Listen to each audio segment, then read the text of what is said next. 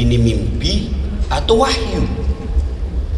Kalau mimpi, kenapa jelas sekali?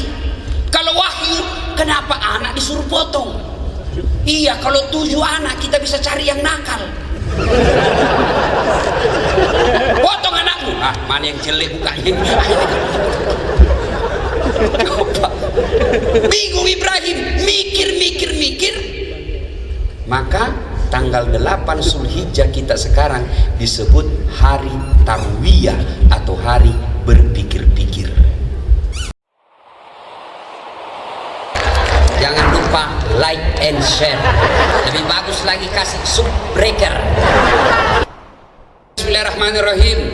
Ya ayyuhalladzina amanu dukhulu fis-silmi kaffatan wa la tattabi'u khutuwatis syaitan innahu lakum aduwwum mubin. Wahai orang-orang yang beriman, masuklah engkau ke dalam Islam secara sempurna dan janganlah engkau ikuti langkah-langkah setan, karena sesungguhnya setan itu musuh yang nyata bagi kalian. Bu, kalau saya ceramah begini ada ndak setan di tengah-tengah kita? Ada? Masa ada orang lagi ceramah? Ada? Ada, setannya berupa handphone. Orang sudah ceramah masih sibuk. Nah, itu setan itu, bos. Itu setan mengalihkan perhatian. Jadi ketika Bapak terima iklan dan pemberitahuan akan ada tabligh akbar di tempat ini, setan membujuk Anda, jangan kau datang, dingin, jangan kau datang, lebih kau tinggal di rumah. Itu setan. Alhamdulillah Bapak Ibu bisa mengalahkan setan yang ada di rumah. Tapi apakah setelah tiba di sini setan menyerah? Tidak, dia goda lagi. Gak usah kau dengar ceramah, pegang HP-mu, pegang HP-mu, pegang HP-mu. Itu setan. Dan sudah tahu bahwa pegang handphone itu setan, masih dia pegang, maka bukan lagi digoda setan, kau sudah jadi setan dong. Simpan dulu HP, simpan dulu. Woi, simpan dulu HP-nya, simpan dulu. Ibu pegang HP, saya doakan suaminya kawin lagi. Simpan dulu HP, woi. Simpan dulu bos, simpan dulu. Bapak kalau pegang handphone, pasti Bapak perhatikan bukan saya. Siapa? Monitor. Saya larang sekarang orang kalau saya lagi ceramah secara langsung. Kenapa? Di Indonesia sekarang ini ada orang cari nafkah dengan membuli ulama. Dia cari kita yang salah kepleset ngomong, dia share. Nah, itu orang-orang tertentu ada seperti itu. Contoh guru kita terakhir, Ustadz Abdul Somad. Yang terakhir kasusnya bagaimana hukumnya merokok. Haram. Itu dia potong. Bagaimana hukumnya merokok? Haram. Ada lanjutannya. Bukan merokok. Apa itu? Mencatur. Catur ya. Bagaimana hukumnya mencatur? Kata beliau haram apabila azan sudah berkumandang kalian masih mencatur. Itu haram, tapi dipotong. Saya juga ditanya, Ustadz Das'ad, bagaimana hukumnya mencatur? Haram. Kenapa? Karena kau bunuh raja dan perdana menteri. Pastilah haram, bos. Bapak saudara-saudara sekalian, simpan dulu HP. Saya serius. Jangan dulu simpan HP ya. Kita dengar dulu ceramah ya. Bisa? Oke.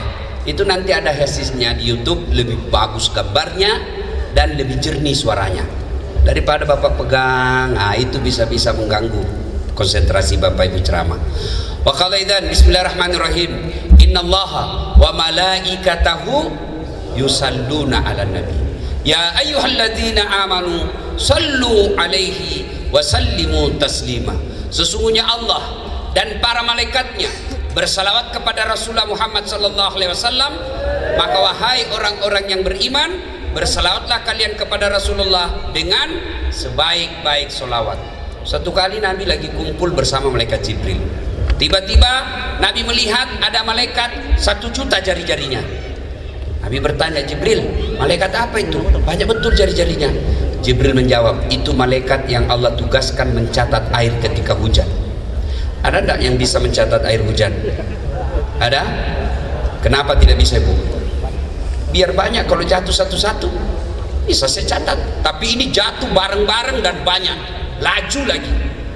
Lalu Nabi bertanya ke malaikat ini, wahai malaikat, apa kau mampu mencatat air ketika hujan? Ya. Kucatat yang jatuh di gunung, kucatat yang jatuh di darat, kucatat yang jatuh di lautan, semua aku catat. Satu yang tidak bisa kucatat ya Muhammad.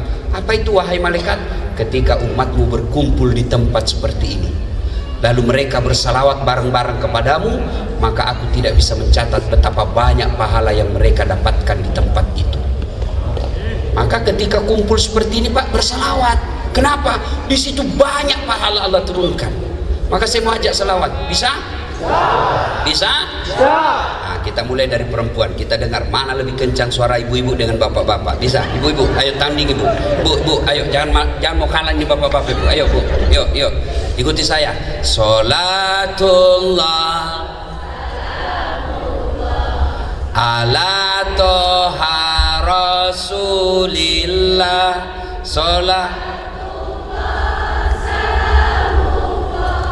Ala yasin. Alhamdulillah, terima kasih.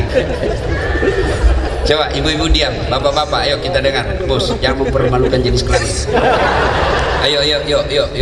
Sholatullah salamullah ala toha rasulillah. Sholatullah salamullah ala yasin habibillah. Alhamdulillah, terima kasih. Ketika Ibrahim alaihi salam tidak punya anak, Allah berikan rezeki yang banyak. Lalu Ibrahim alaihissalam bersedekah, dan sedekahnya tidak tanggung-tanggung. 100 ekor onta, 1000 ekor domba, 300 ekor sapi. Kira-kira kalau dirupiahkan sekarang kurang lebih 25 miliar. Seluruh manusia di kampungnya memuji, bahkan malaikat pun memujinya. Luar biasa kau Ibrahim, hebat memang kau Ibrahim. Semua hartamu kau belanjakan di jalan agama Allah. Dipuji, muncul penyakitnya. Apa penyakit manusia? Senang dipuji. Maka tidak ada orang tidak senang dipuji, termasuk saya. Ketemu teman lama tidak pernah ketemu langsung, ih Ustaz makin gagah kau, padahal saya tahu dia bohongi saya. Saya bilang tidak apa-apa, lanjutkan aja, saya senang juga kau bohong. Kan Ibrahim dipuji, dan dia apa? Kelepasan ngomong. Apa kata Ibrahim alaihissalam? Kecil men, ini cuma binatang. Andai saja ada anakku juga saya potong. Ini ngomongannya biasa orang kaya sebelum orang anggota DPR sebelum dipilih. Ya kan, pilih saya, sama-sama kita dari Indonesia, ini kartu nama saya, pilih saya. Ada masalah telepon 24 jam kau telepon, begitu terpilih dia ganti nomor HP-nya. Banyak begitu di Indonesia kan. Ini Ibrahim alaihissalam berkata, jangankan binatang, anakku saya potong kalau ada anak saya. Kelepasan ngomong. Hari berganti, bulan berlalu, tahun pun lepas. Akhirnya Ibrahim alaihissalam beristrikan Siti Sarah, tidak punya anak. Lama Siti Sarah mengajukan proposal, Bang, abang ini kan nabi, harus ada pelanjut generasi. Maksudnya sayang, ya nikahlah bang, supaya ada anakmu. Kata Ibrahim alaihissalam, enggak, nikah supaya ada punya anak. Saya tidak bisa kau kasih kau anak. Enggak. Bayangkan Ibrahim alaihissalam Pak, dipaksa nikah sama istrinya, enggak mau. Bapak-bapak dilarang. Terancam ibu-ibu. Bu, kami ini laki-laki tergantung perempuannya. Kalau ibu bagus, tidak mungkinlah suami tergoda sama perempuan lain. Suami datang, ibu sambut, assalamualaikum kakandaku Arjunaku. Oh pasti senang. Pulang suami disambut dengan lagu, bila kamu di sisiku, hati rasa syahdu. Oh tenang perasaannya itu suami. Begitu mulai pensiun, nyanyi lagi istrinya, dia usap-usap rambutnya, bila Israel datang menjam. Nah Ibrahim alaihissalam berkata tidak, dipaksa terus. Akhirnya kata Ibrahim, ayalah sudah, kalau kau ya sudah, terserah. Tapi Siti Sarah berkata, saya yang carikan. Siapa? Tidak usah orang lain. Itu ada Hajar. Itu aja kau peristrikan. Nikah. Dengan izin Allah, hamil. Ternyata hamil juga Siti Sarah. Tapi sudah menikah dengan Siti Hajar. Maka ada ibu-ibu sampai sekarang belum punya anak. Cobalah pakai ilmunya Siti Sarah. Serius. Ibu mau? Coba amalkan ini. Oh, senangnya di bapak-bapak. Akhirnya lahirlah anaknya Ibrahim alaihissalam beristrikan Siti Sarah, namanya Ishak. Inilah keturunan bangsa Yahudi. Ibrahim alaihissalam beristrikan Siti Hajar, lahir anaknya Ismail alaihissalam. Inilah keturunan orang Islam. Kita ini sebenarnya kita satu nenek, satu kakek, cuma Yahudi kurang ajar. Nah, ketika Ismail dalam Al-Quran tidak disebut jumlah umurnya, tapi Al-Quran cuma mengatakan Ismail waktu itu sudah pandai membantu bapaknya cari nafkah, sudah pandai disuruh oleh bapaknya bekerja, maka turun perintah Allah tanggal 8 Zulhijjah. Ibrahim, kau pernah nasar, kalau ada anakmu saya potong. Sekarang kau punya anak, bayar nasarmu. Bangun Ibrahim. Wih, ini mimpi atau wahyu? Kalau mimpi, kenapa jelas sekali? Kalau wahyu, kenapa anak disuruh potong? Iya, kalau 7 anak kita bisa cari yang nakal. Potong anakmu. Mana yang jelek mukanya? Bingung Ibrahim, mikir. Maka tanggal 8 Zulhijjah kita sekarang disebut hari tarwiyah atau hari berpikir-pikir. 9 Zulhijjah, mimpi lagi Ibrahim alaihissalam. Ibrahim, bayar utangmu, potong anakmu, kau sudah janji sama saya. Bangun Ibrahim. Ini bukan mimpi, ini wahyu. Yakin Ibrahim alaihissalam, ini wahyu, harus saya laksanakan. Maka kita sekarang tanggal 9 Zulhijjah disebut hari Arafah atau hari keyakinan. Ibrahim yakin ini perintah Allah. 10 Zulhijjah, Ibrahim alaihissalam datang ke istrinya, lalu berkata kepada istrinya, Bu, mandi baik-baik itu anakmu, ganti bajunya, kasih yang baru, rapikan rambutnya, kasih dia parfum. Untuk apa bang? Saya mau bawa jalan-jalan. Siap, sami'na wa ata'na. Sudah, dibawalah tanggal 10 Zulhijjah untuk melaksanakan nasarnya. Maka tanggal 10 Zulhijjah kita sekarang disebut hari An-Nakhar atau hari membayar janji. Nah, perjalanan Ibrahim alaihissalam panggil anaknya, Mail, Sidul Mail, Ismail, ini dulu nak. Apa pak? Saya diperintah Allah untuk potong kamu. Menurutmu bagaimana? Wih cowok, anak-anak milenial, kalau kau ditanya bapakmu begitu, apa jawabanmu? Wih, apa jawabanmu bos? Wih, nah, tong, saya diperintah Allah untuk sembelih kamu. Apa jawabanmu kira-kira? Kenapa saya pak? Nenekku aja sudah tua.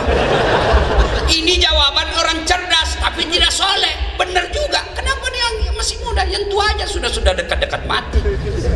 Itu jawaban orang cerdas. Tapi Ibrahim alaihissalam tidak meminta anak cerdas, tapi dia minta anak yang soleh.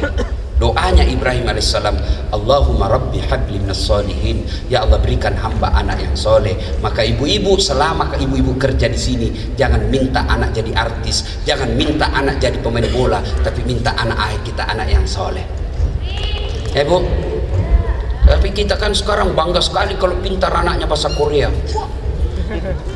Bangga kalau anaknya pintar bahasa Inggris. Apa hebatnya itu anak-anak pintar bahasa Inggris?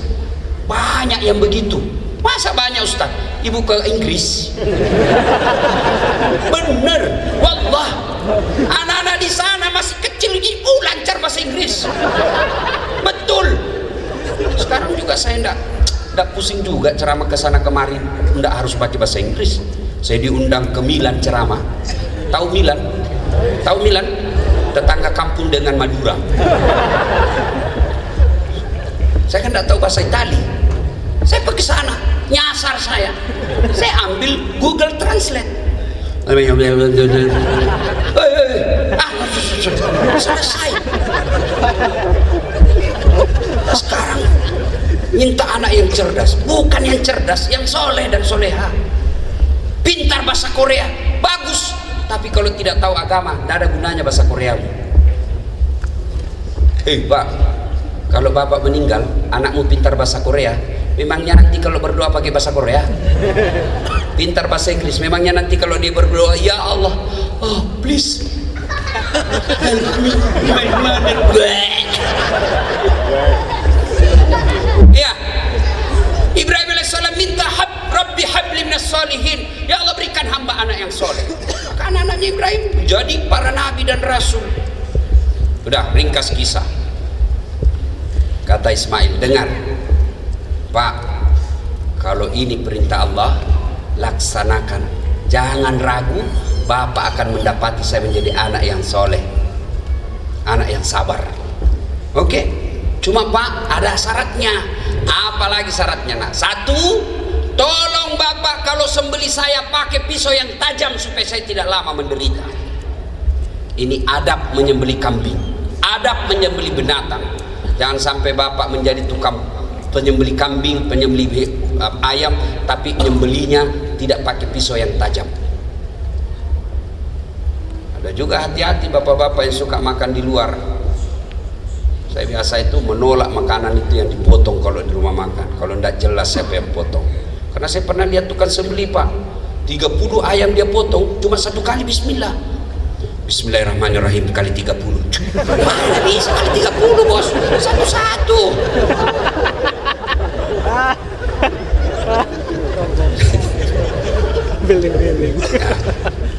Apalagi nak, Bapak kalau sembeli saya nanti tolong tutup matanya. Kenapa? Karena saya yakin kalau Bapak lihat saya, Bapak tidak tega, tidak berani Bapak menyembeli saya. Baik nak.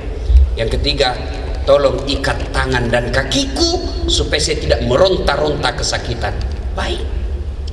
Apalagi nak, tolong baju yang saya gunakan jangan terkena oleh darah, karena nanti kalau ibu saya melihatnya dan mengingat saya. Dan yang kelima, ketika saya sudah wafat, jangan ada anak-anak seumuran lewat depan rumah saya supaya ibu saya tidak mengingat. Baik. Udah. Dibaringkanlah Ismail, bawa yang itu sekarang disebut Mina.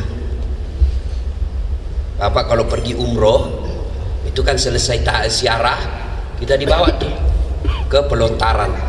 Sebelum pelontaran, mutawib kita atau tour leader kita berkata, singgah sejenak Bapak Ibu dekat istana raja, lihat tengok ke kanan, di atas ada seperti pos-pos security, disitulah tempatnya Ismail alaihissalam disembelih. Ada yang sudah pernah umroh? Ada? Ada yang belum? Lebih banyak. Ada yang sudah haji? Belum. Ada yang sudah haji? Yang belum haji? Coba angkat tangan. Yang belum haji? Saya doakan mudah-mudahan yang angkat tangan segera haji. Tapi tidak cukup hanya amin, tabung dong. Biar kau amin 70 kali satu hari kau tidak nabung. Berapa gajimu satu bulan? 25 juta Ustaz. Biaya haji berapa? 70 juta. Anda akan diseret oleh Allah nanti. Kenapa kau tidak pernah kau berkunjung ke makam Rasulku? Tak pernah kau ke Baitullah, padahal duitmu 25 juta gajimu satu bulan. Ya bos, haji sebelum kembali ke Indonesia. Kenapa? Indonesia ngantrinya 30 tahun. Di sini bayar bulan ini, bulan depan berangkat. Tabung. Saya tidak mampu Ustaz. Bukan tidak mampu, tapi niat yang tidak cukup. 25 juta bos, gaji bupati di Indonesia. Cuma dia bilang orang di sini banyak jadi OKB baru Ustaz.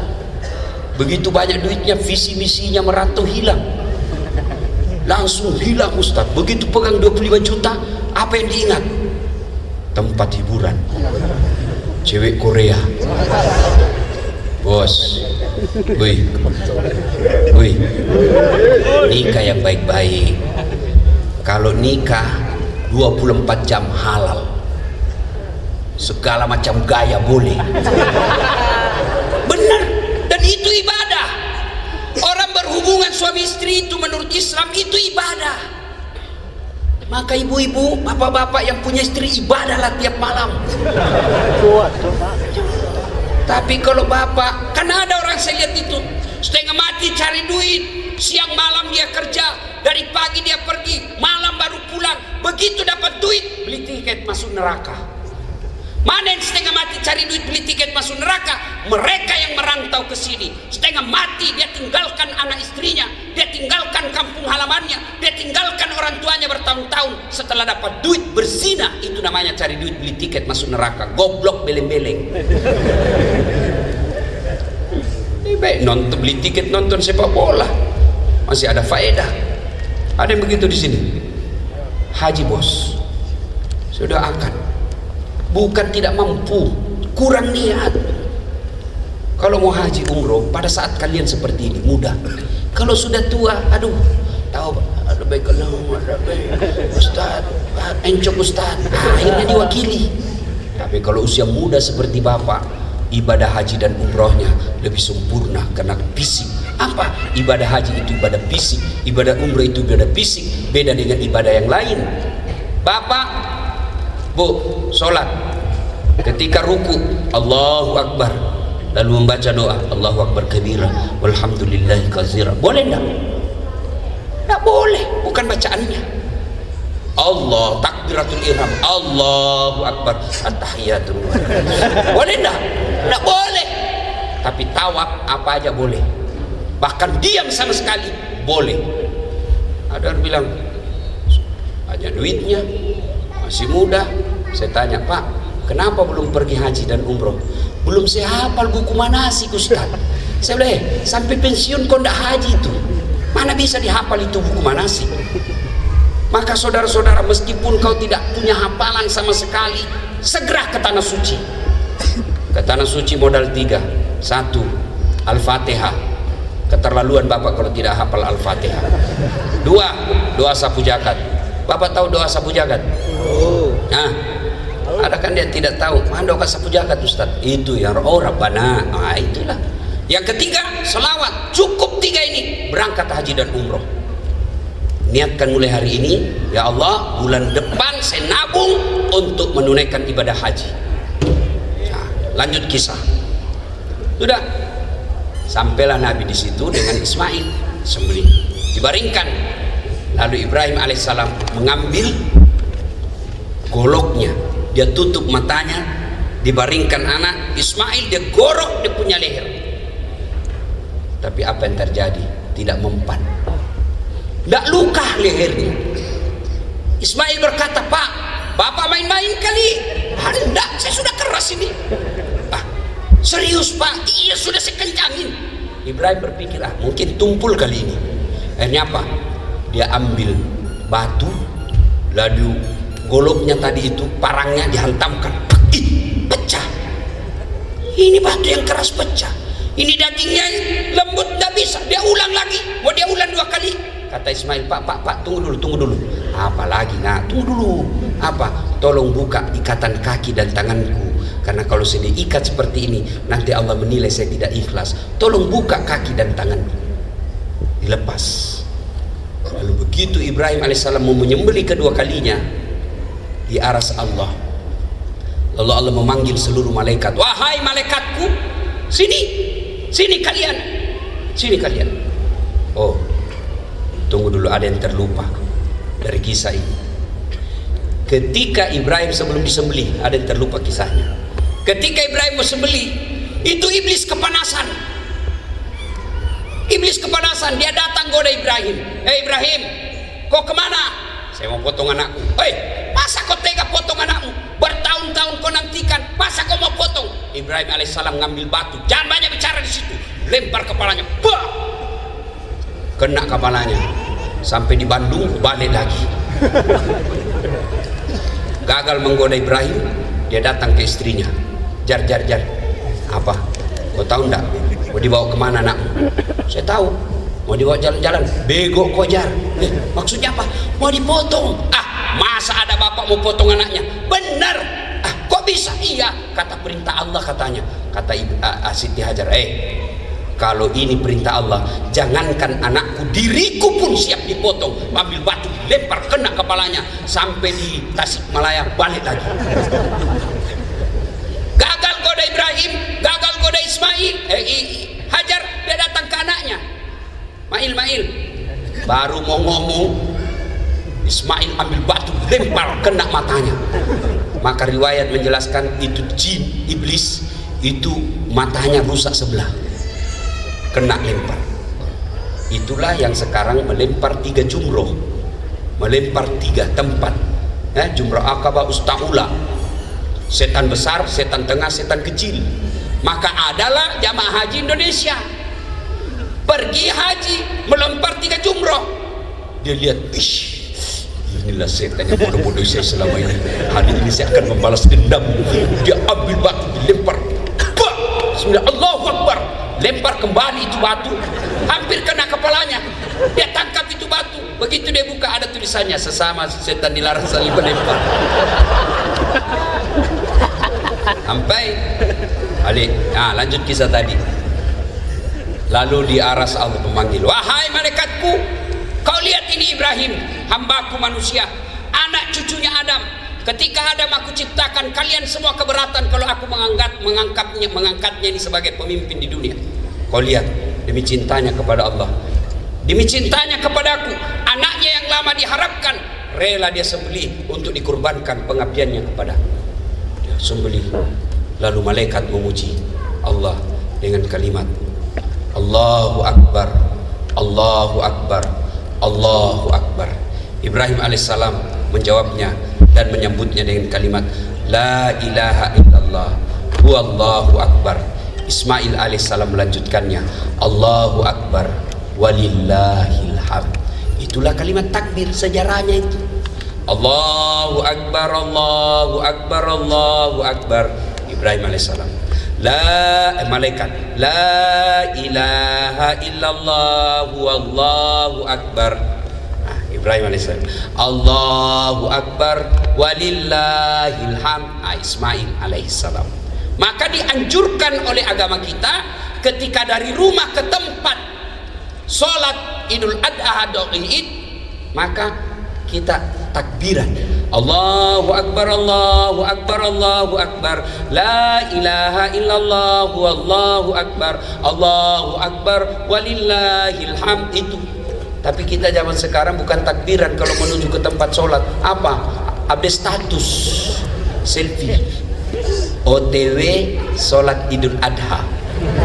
Sampai di masjid, alhamdulillah sampai di masjid. Sudah lagi itu sholat lagi 2 rakaat, rencana sholat sunnah tahiyatul masjid. Begitu selesai sujud terakhir, dia update status, dia foto dan di atas sholat beleng-beleng.